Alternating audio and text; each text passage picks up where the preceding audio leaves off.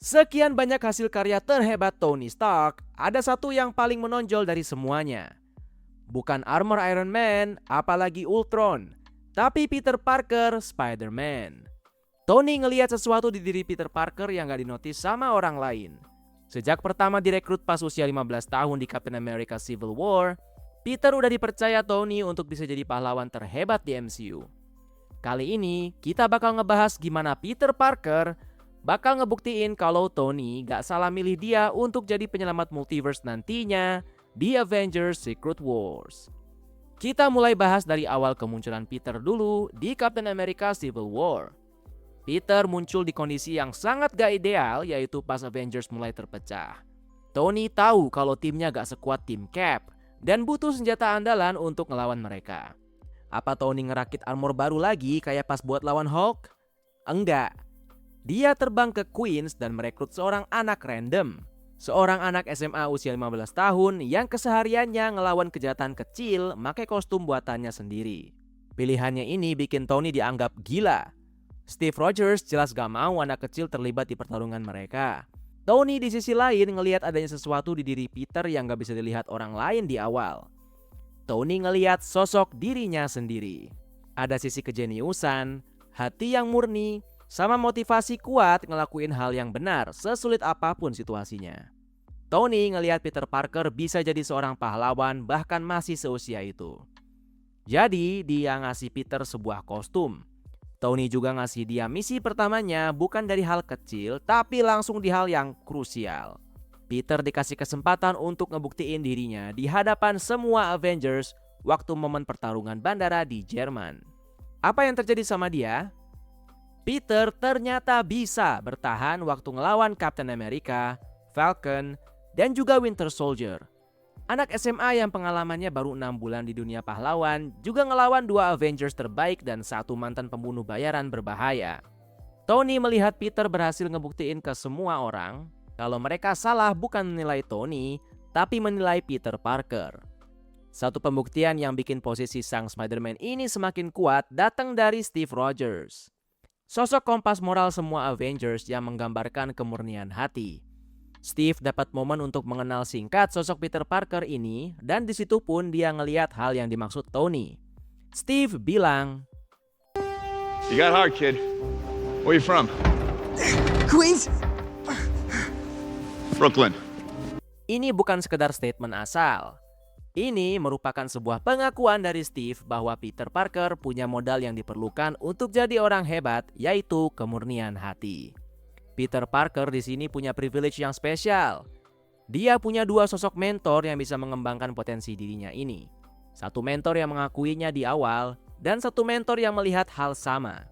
Keduanya punya kesimpulan sama, yang arahnya ke Peter Parker bakalan jadi orang yang hebat. Momen pembuktian selanjutnya terjadi setelah Civil War, yaitu waktu Tony secara formal jadi mentor Peter. Pas di momen ini, Peter dapat pelajaran paling berharga tepatnya di Spider-Man Homecoming. Peter layaknya remaja seusia dia bikin sebuah kesalahan dengan melanggar perintah Tony.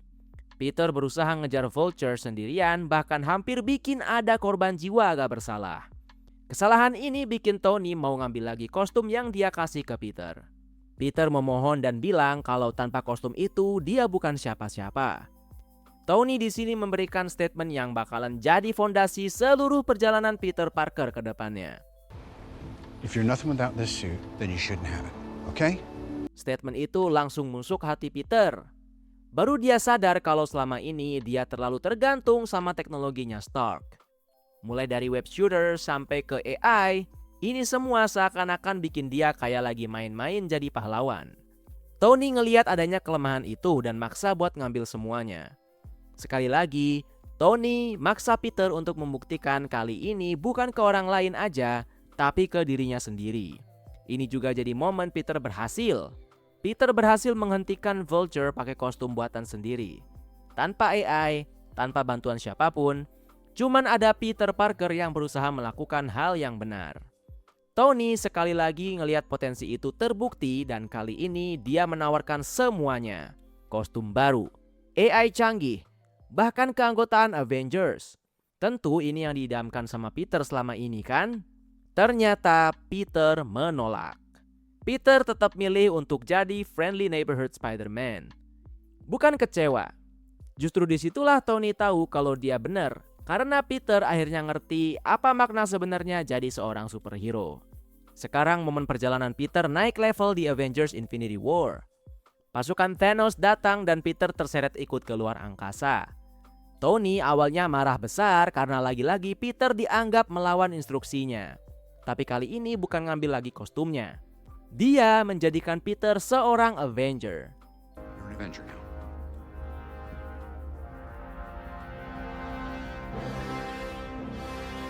Peter akhirnya dapat peran seorang Avenger, tapi ini bukan karena diberi, tapi karena dia memang pantas. Waktu mereka melawan Thanos, sebenarnya mereka hampir menang. Peter di awal bahkan ngebantu bikin rencana. Kelihatan mulus di awal, tapi kemudian mereka kewalahan. Dan akhirnya snap terjadi. Peter perlahan mulai menghilang dan dia kelihatan sangat ketakutan. Dia gak ngerti apa yang terjadi. Waktu itu dia cuma anak kecil yang mati di pelukan Tony. Momen itu benar-benar menghancurkan Tony Stark. Selama 5 tahun Tony hidup dengan rasa bersalah. Pas ketika ada kesempatan datang untuk mengembalikan semuanya, di situ dia ragu. Tapi dia ingat Peter. Akhirnya dia mutusin untuk nyoba mengembalikan semua ke kondisi semula. Di Avengers Endgame semua berhasil dikembalikan. Peter akhirnya kembali dan mereka dapat momen bisa berjuang bareng sekali lagi. Sayangnya kali ini Peter gak bisa menyelamatkan Tony. Tony mati dan Peter kehilangan bukan hanya seorang mentor tapi juga figur seorang ayahnya. Setelah kepergian Tony, Peter betul-betul sendirian. Terlihat jelas di Spider-Man No Way Home. Hidupnya betul-betul hancur dengan identitasnya terbongkar. Orang-orang terdekatnya terkena dampaknya. Satu-satunya keluarga yang dia punya meninggal dunia. Dia betul-betul tidak punya siapa-siapa. Avengers secara teknis udah gak ada. Peter benar-benar sendiri dan dia membuat keputusan terbesar untuk bikin semua orang melupakan dia. Sejak saat itu betul-betul dia kehilangan segalanya. Ini adalah titik di mana Peter Parker tumbuh. Gak ada teknologi, gak ada bantuan, gak ada siapapun.